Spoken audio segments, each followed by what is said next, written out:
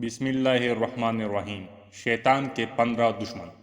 حضرت تقیہ ابولیس سمرقندی رحمۃ اللہ علیہ نے اپنی کتاب تنبیہ الغافلین میں وہب بن منبع رحمۃ اللہ علیہ سے ایک روایت نقل فرمائی ہے۔ اس میں ہے کہ حضور اکرم صلی اللہ علیہ وسلم نے شیطان سے پوچھا کہ اے ملعون، تیرے کتنے دشمن ہیں؟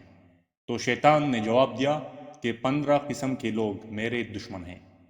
سب سے پہلے دشمن آپ صلی اللہ علیہ وسلم ہیں، عادل بادشاہ اور عادل حکام، متواضع مالدار، سچا تاجر، خشوع کرنے والا عالم، خیر خواہی کرنے والا مومن، رحم دل مومن، توبہ کر کے ثابت قدم رہنے والا، حرام سے پرہیز کرنے والا، ہمیشہ طہارت پر رہنے والا، کثرت سے صدقہ کرنے والا مومن، لوگوں کے ساتھ اچھا برتاؤ کرنے والا مومن، لوگوں کو نفع پہنچانے والا مومن، قرآن کریم کی ہمیشہ تلاوت کرنے والا عالم و حافظ، رات میں ایسے وقت تہجد اور نفل پڑھنے والا جس وقت سب لوگ سو چکے ہوں۔